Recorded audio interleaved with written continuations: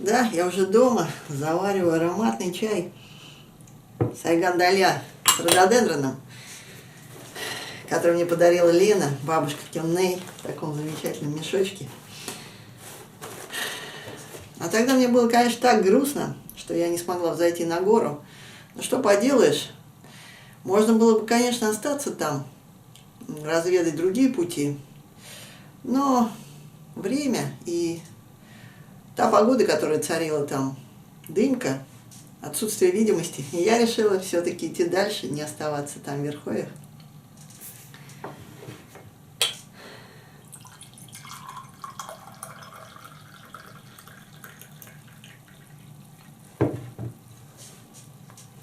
И сейчас я пью чай, привычки с молоком, и вспоминаю тех замечательных людей, то время, которые, надеюсь, вы сейчас со мной вместе снова погрузитесь.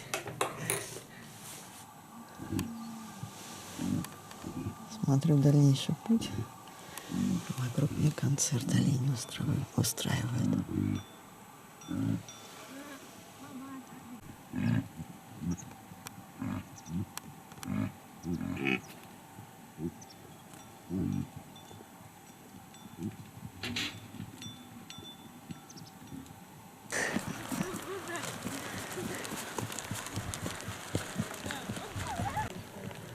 Сегодня туман был всю ночь, сейчас вот дождь с утра. Может быть, эту облачность дымную берет.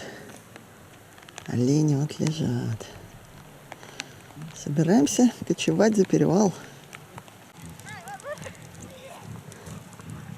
Облака поднимаются потихоньку. Еще вчера Зоя сообщила мне, что часть бригады собирается кочевать через перевал. И пастухи готовы взять с собой меня на лошади. Конечно, от такого заманчивого предложения я отказаться не смогла. Стадо пока остается здесь. Там, за перевалом, пастухи будут ремонтировать изгородь. Только потом туда перегонят стадо. Изгородь не позволит оленям уходить вниз по долине реки. И это значительно облегчит работу бригады.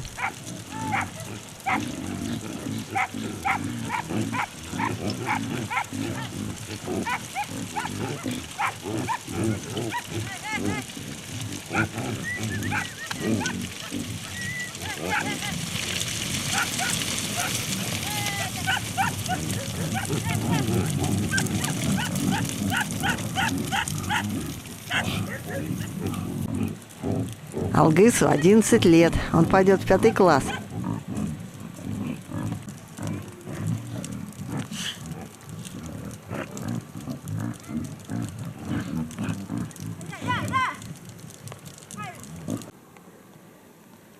Здесь на невысоком склоне печка для выпечки хлеба. Вот такая. В формах выпекается хлеб.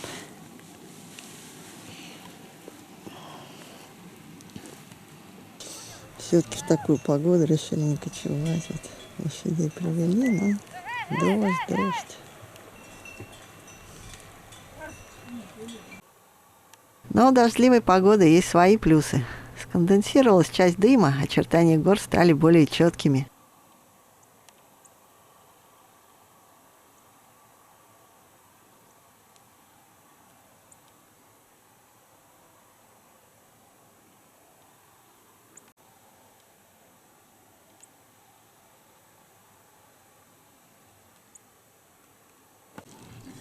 И тут на склоне горы совсем рядом пастухи заметили горного барана, чубука, как называют его здесь, и заспешили снарядиться на охоту.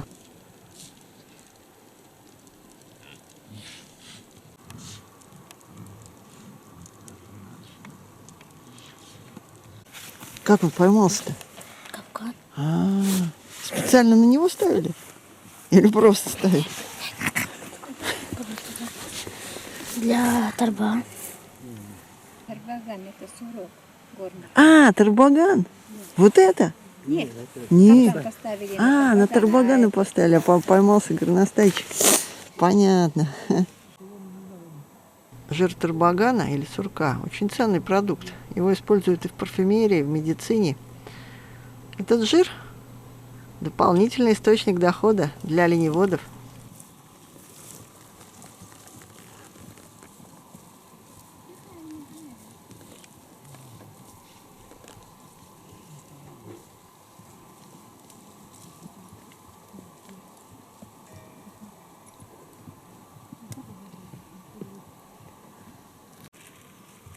А горный баран совсем рядом, вот на этом склоне. Не боится. Охотники сейчас будут обходить его, заходить против ветра.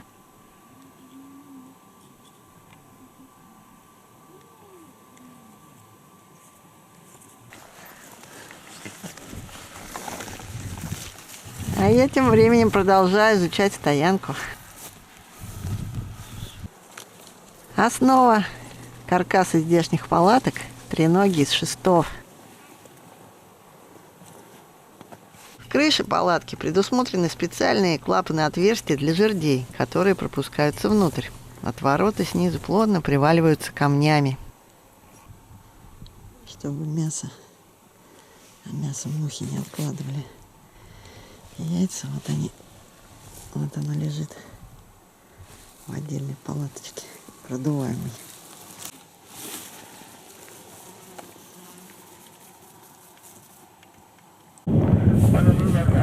Идет охота на чебука, он сейчас там сверху.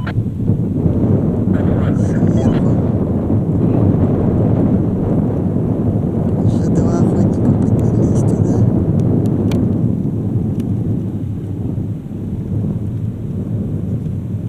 А мы, наблюдатели, снизу тут смотрим.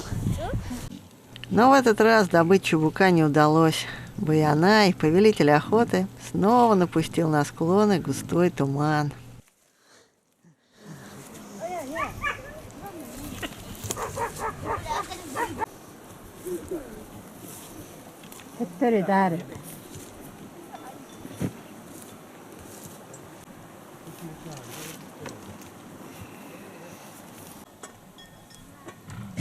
Но вот выдался погожий денек, и часть бригады готовится к перекочевке.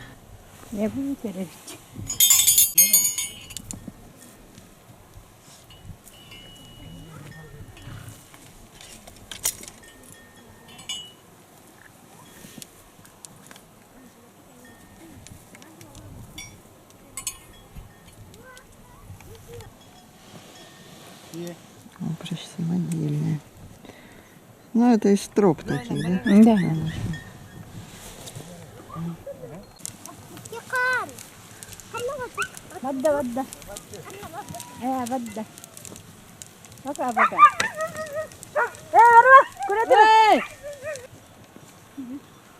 Пока ждут, когда все поедут. Пошли.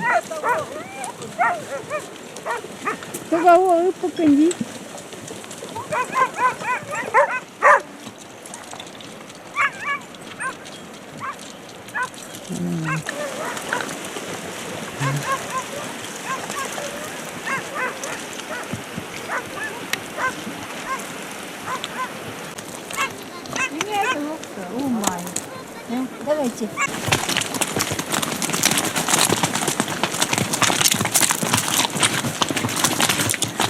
Да, до свидания.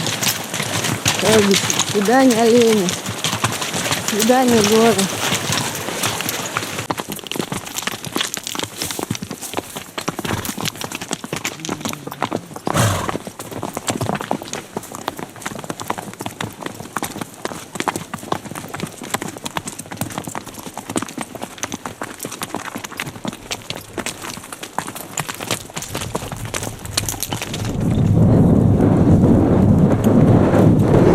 Практически на перевал уже, на Собопол.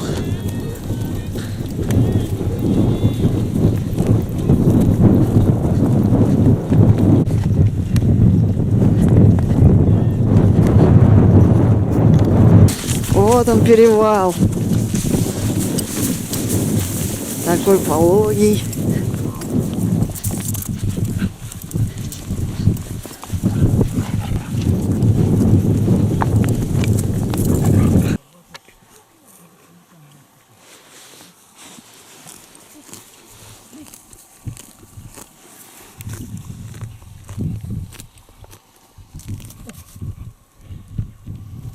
ветеринар Айдын первый раз кочует на оленях.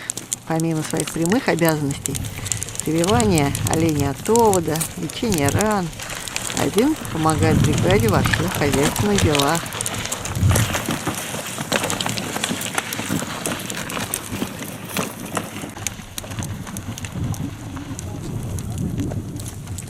О, какая здесь экспедиция проезжала. На каких машинах? На восток. Вот это Жиганск. Из Архангельска через Салихард, Новый Уренгой, Норильск, Жиганск. Ничего себе, до Петропавловска-Камчатского? 2017, да. Вот и мы проходим этот перевал. На вопрос, какой у тебя любимый предмет, Алгыс уверенно ответил: физкультура.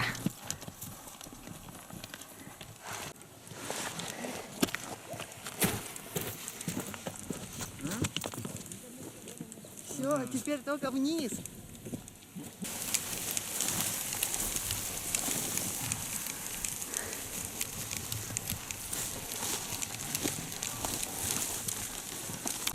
Вот оно уже ущелье. Здесь уже течет река Самопол, в которой я буду сплавляться. 411 километров ее длина от истока. Исток тут недалеко, в ущелье лежит. Но сплавляться еще не скоро можно. Километров 15, наверное, надо будет еще пройти.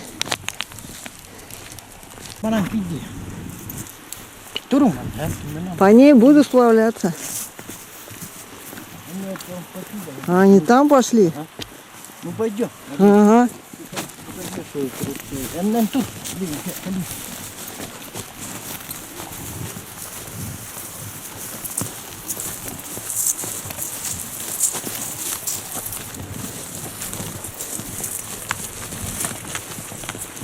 О, собаки там внизу.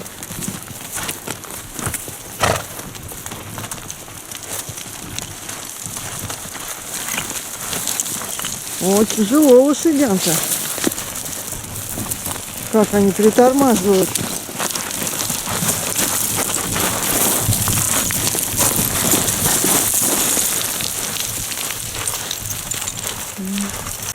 А те вон там идут.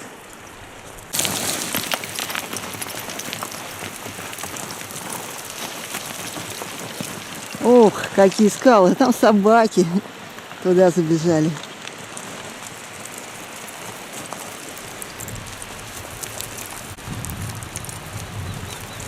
Вот и вышли мы в долину. Спустились.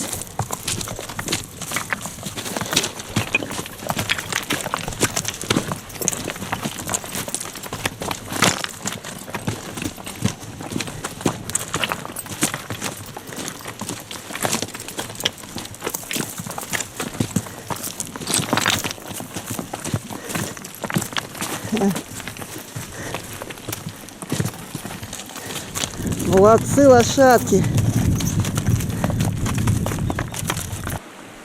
Вот оно, ущелье, из которого вытекает Сабопол. А потом ниже, эта река уже называется Саболох-Маян. Да, теперь вот надо спускать нарты по этому же откосу.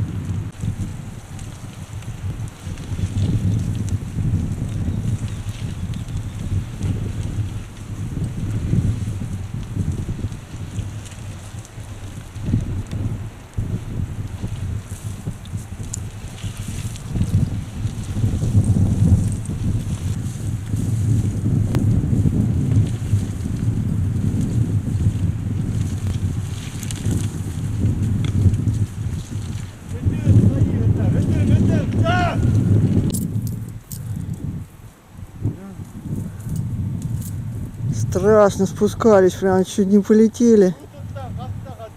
Опасно. Да, вот уж не думала, что сани можно спускать с таких крутых склонов. Вот так вот. Такие кочевки тут. Следующая упряжка.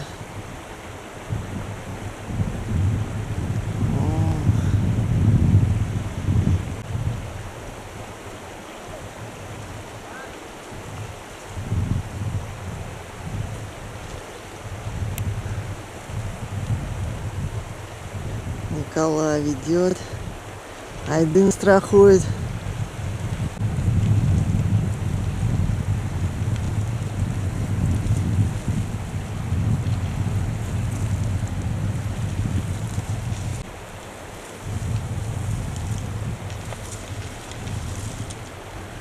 Олени как тормоз служит.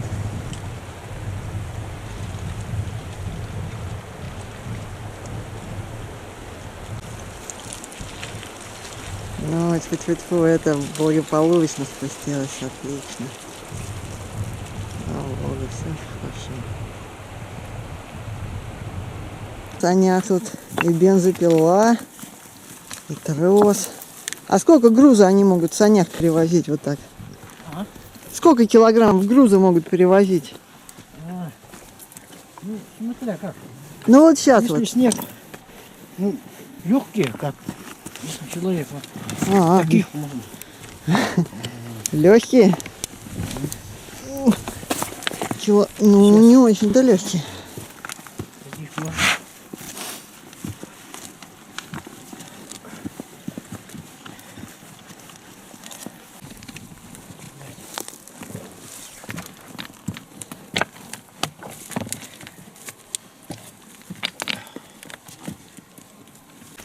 Это верхового. Держите. Угу. Ага. Эти гнусы тревожат их. Да, они трясут он мордами и всеми хвостами. Да, это вот это то вот их беспокоит. Особенно белых. Белых, да? Белых, Надо же. светлых. Видят хорошо светлых. Ах, вот оно, в чем дело. Белый больше страдает от овода.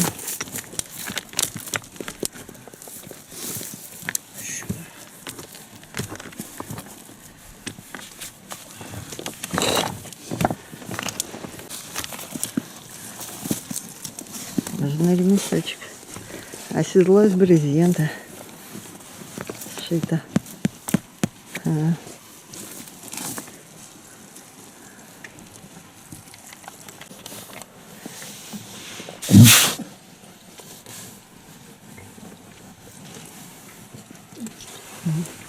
Рога мягкие сейчас.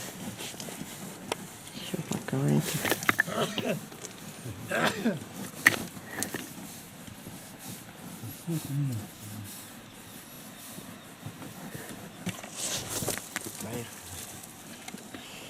Шаярю-то. Шаимбанда. Нелегкая эта работа, Саня, спускать с откоса.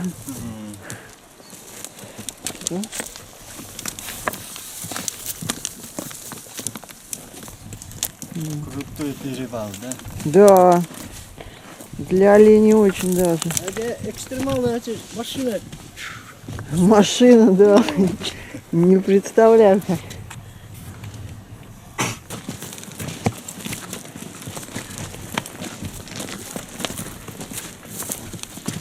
Лошади здесь не подкованы, по камням идут осторожно, по ним им ходить труднее всего. Кажется, что оленям, раз они меньше лошадей, им труднее вести груз. Но на самом деле здесь, в горах, олени более выносливые и более проходимые животные, чем лошадь. Далеко не каждая лошадь перевезет седока через реку верхом. А на олене можно переплыть водную преграду, сидя в седле.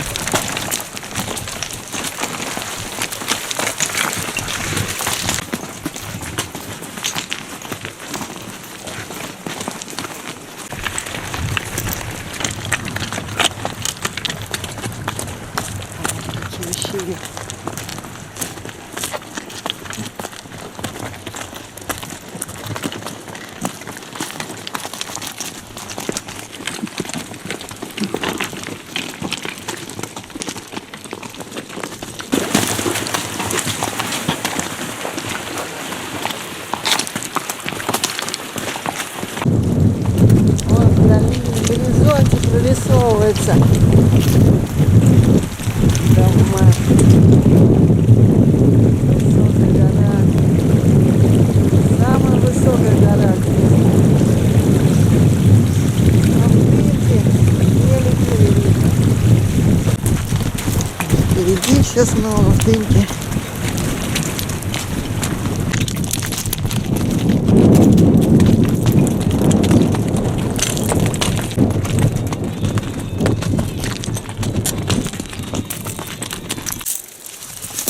Во, кустарник и ягода, вот она.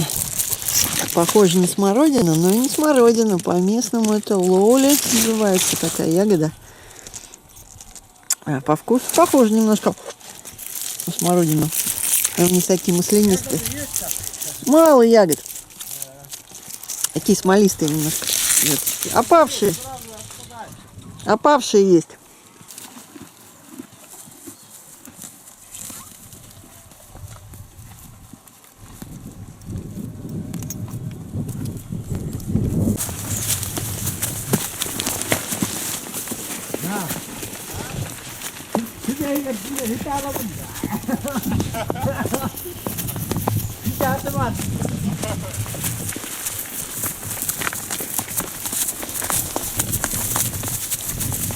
Вот мы подошли к изгороди. Здесь вдоль берега она идет, а через речку ее всю смыло паводками. И вот сейчас ее будут строить заново. Через всю речку. О, какой долин. Там распадка. Вот мы подъезжаем к избушке.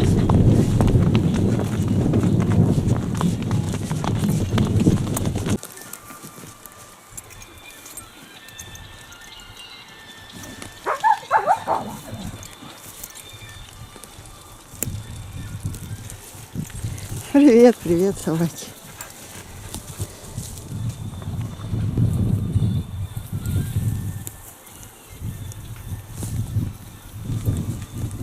Вот такое место.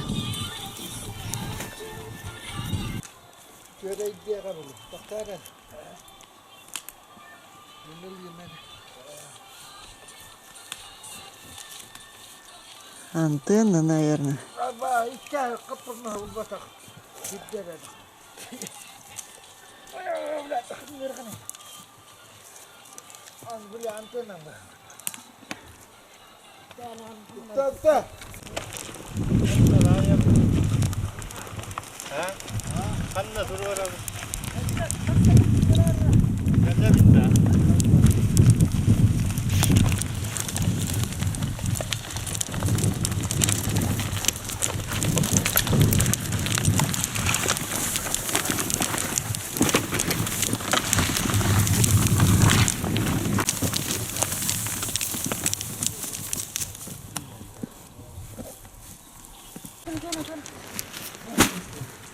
Какая избушка, свежесрубленная, я смотрю. Ой, классно. Это да. И даже бревна обтесанные, надо же. Не кругляк.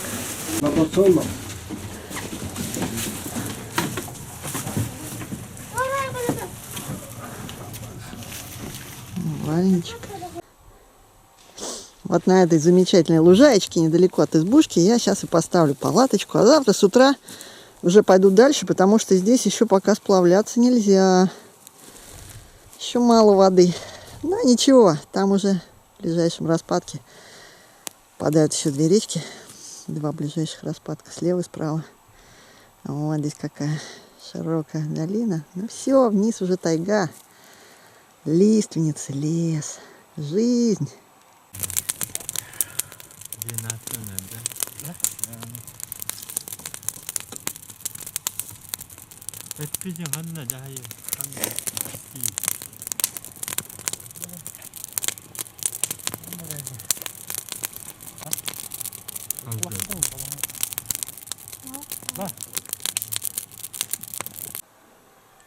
Вот такая у меня стояночка рядом с избушкой.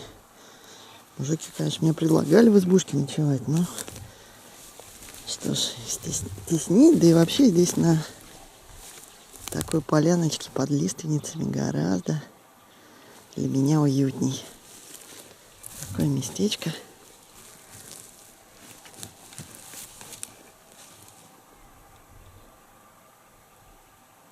В лесу лиственничном. Сегодня облачность чуть поднялась, дымовая. Появились дальние горки, горизонт стал дальше. Вон, сопочки появились за поворотом.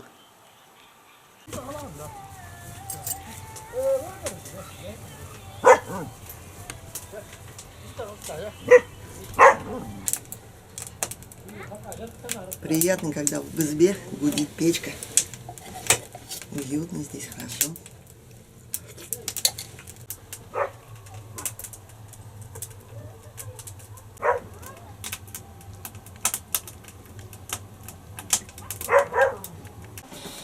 Cuma ada takut tadi kenapa? Coba ada nasi itu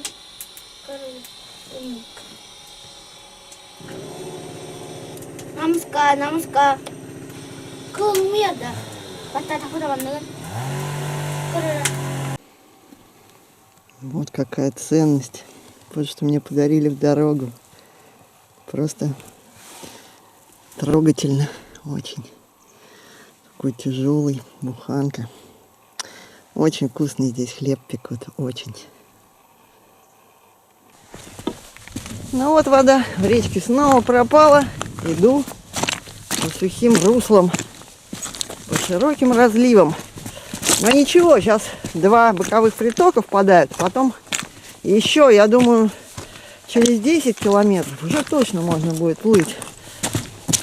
Вот такая широкая долина, и вся сухая. И только следы былых паводков. Вот это вот все сюда принесло потоками воды. Вон оттуда я иду. Ну вот речка появилась из распадка. Но все-таки пока она еще небольшая. И впереди снова разливы. Пойду пока пешком. Где островки леса не смыло, дорога становится поживописнее. Вот этот пушистики от дриады отцветшей. Семена уже. Кедровый сланик появился.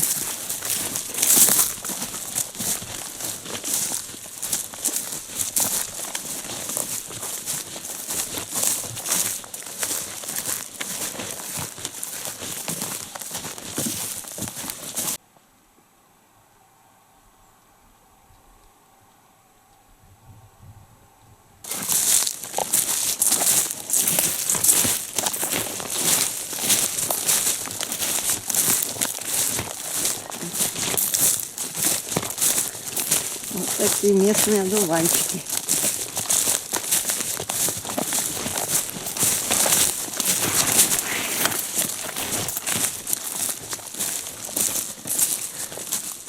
Ивово-тополевые рощи тут пошли.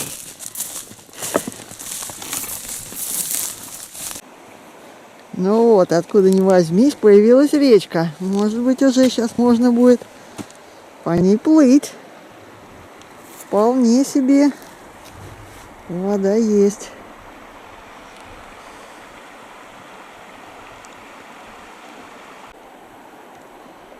А хребты тут с такими зубчатыми вершинами. Все-таки Верхоянский хребет. Похож на Сунтар, но отличается. На хребет Сунтар-Хвита. Солнышко наконец-то вышло. Дымку разогнало чуть-чуть. Какая-то видимость появилась.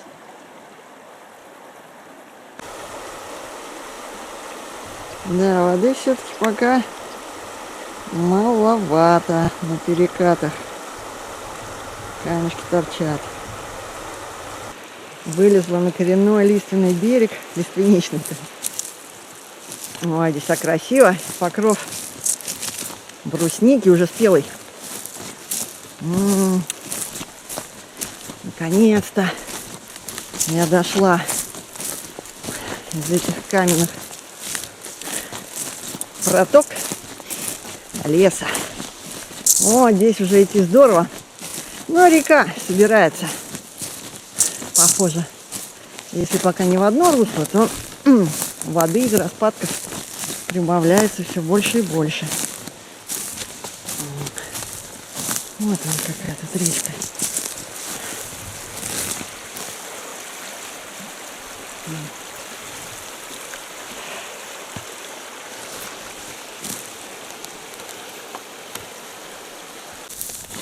Вот я подхожу к следующей изгороди, которая ниже по долине, а той предыдущей, которую приехали чинить мужчины из бригады ленинической. А здесь загородка хорошая, такая мощная. О, она выше меня ростом. Да, через такую олени. Хотя, говорят, иногда все-таки убегают.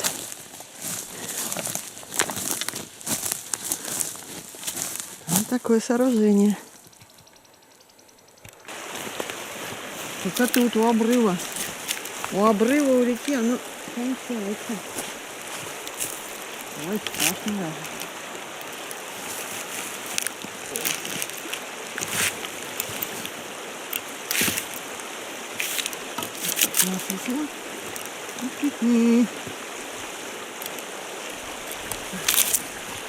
Фу, все, прошла.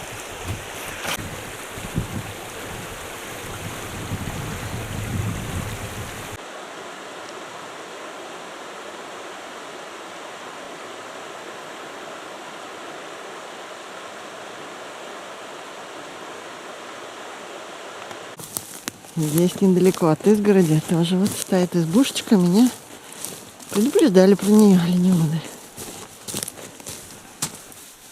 Куры тут валяются. Вот она избушка.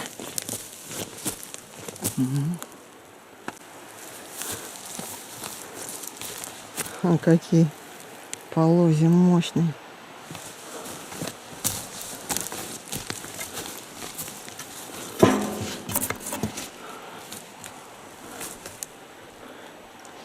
Вот изба. Такая избушка. О, вот такой же конструкции нары.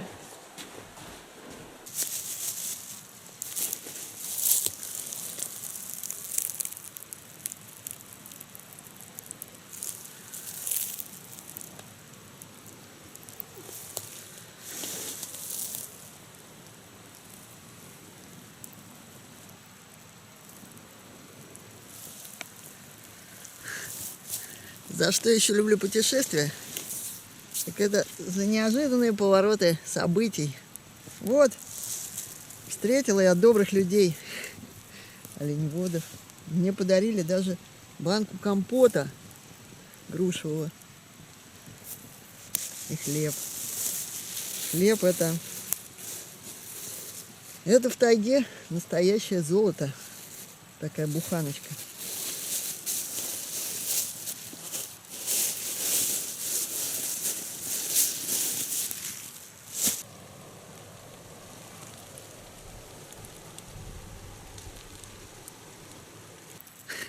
Посреди хребта, посреди Верхоянского хребта.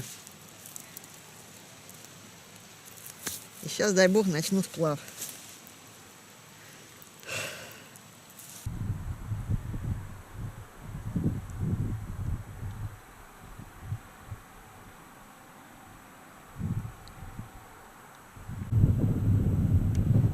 Осень, осень приближается, но здесь тепло сейчас, вот даже в футболке хожу. И ветер не сильный.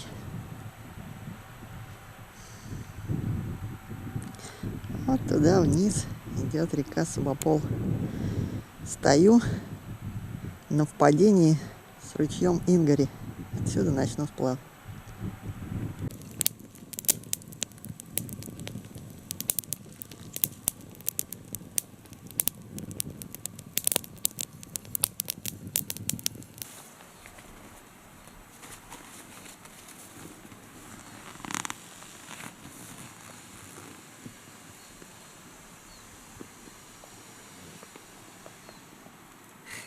Не прошло и 2 недель пешего подхода к воде, как я вот пытаюсь начать сплав. Завтра будет 2 недели, как иду сюда. Порядка, ну, чуть меньше 150 километров до воды получилось. Хорошо провезли меня километров 20, наверное, через перевал. И то хлеб.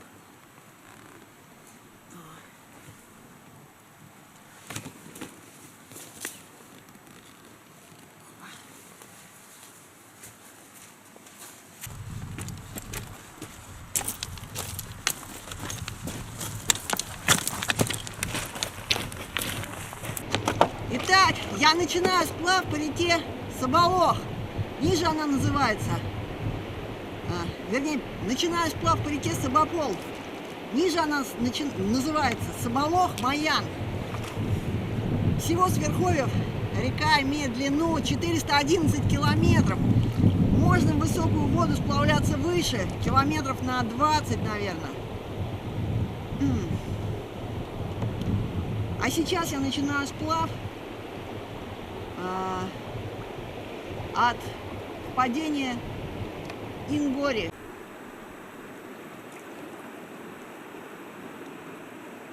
Здесь мне остается сплавиться примерно 375 километров вниз.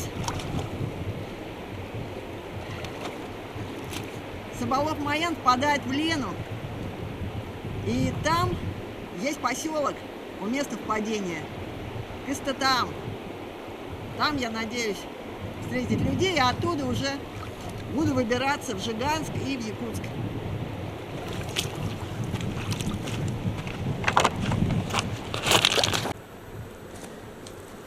Вот такая здесь речка, вода появилась. Сейчас мы находимся на высоте примерно 693 метра. А Лена уже где-то, ну, порядка там 50 метров, где-то так. Высота над уровнем моря. Так что мне сплавляться порядка 650 метров высоты потерять. Здорово! Ух, как здорово все-таки садиться в лодку и плыть. Ну вот сейчас там будет, конечно, перекатик, наверное, сяду, но ничего, ничего. Это счастье! С Богом!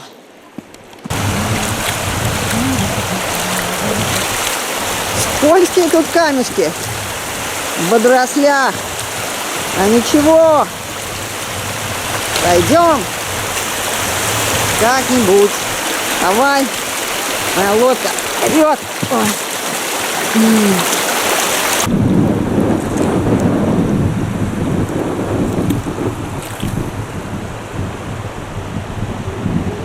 О, на сужениях-то что-то типа порожков даже. Вон там что-то бурлит. Посмотрим. Да, пока мне легче провести, пока непонятен характер реки. Какое тут дно, мелко, нет ли. Вот дальше хороший участок. Сейчас пойдем. Вот от этого мыса леса я начала сплав.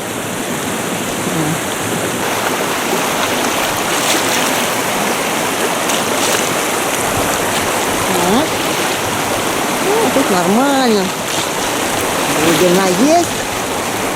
Хорошо.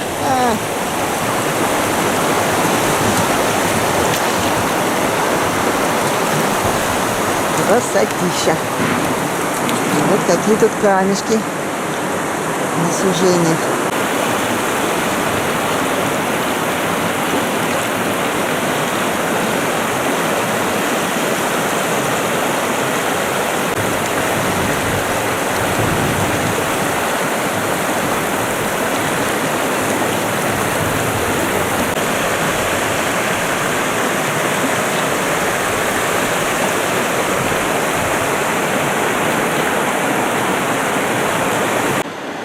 Я увидела первую рыбу.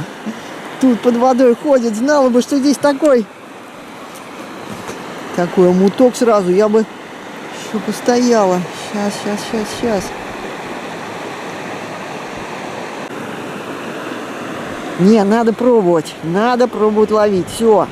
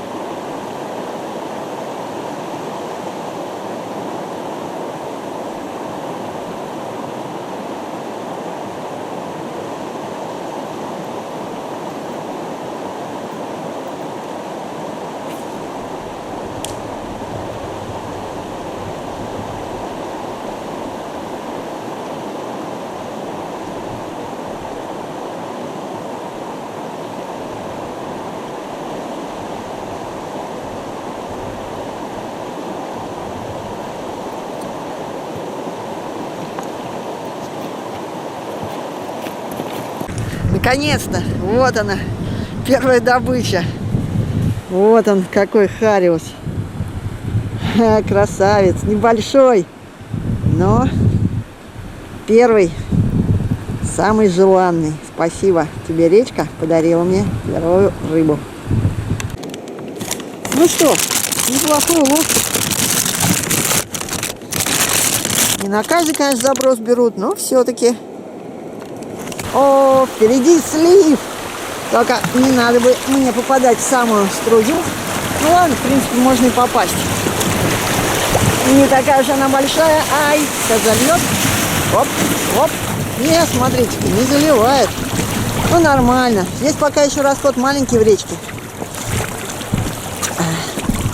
Валы, значит, меньше 20 сантиметров или 30. У меня борт баллоны где-то 32 миллиметра в диаметре. Воды все-таки маловато. Вот сижу на камушке среди шеверки. Но это не страшно, он хороший обливной, просто показываю, какой здесь характер речки. Сейчас спрыгну, но надо веслами работать, поэтому камеру убираю. Видно, прям как речка под горку катится, но мало воды, сейчас опять сядет. Забито русло камешками. Там, где река еще и на протоке делится, совсем мало воды. И вот даже бревна почти перегораживают реку. Но здесь еще не очень сильная, конечно, мощь воды, поэтому все, речка прощает, можно аккуратно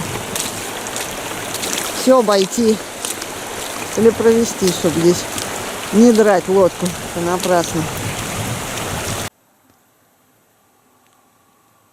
Безветрие, тепло, иногда чуть накрапывает дождик. Ой, и тишина, потому что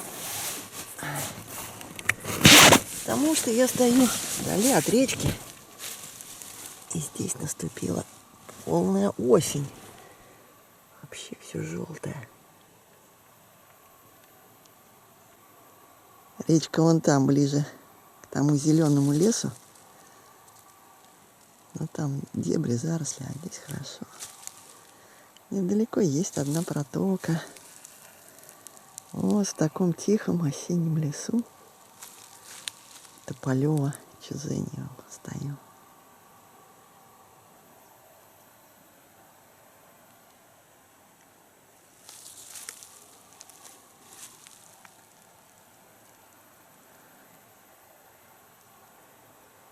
Кедровки кричат вдали. И изредка прошелестит лист опавший.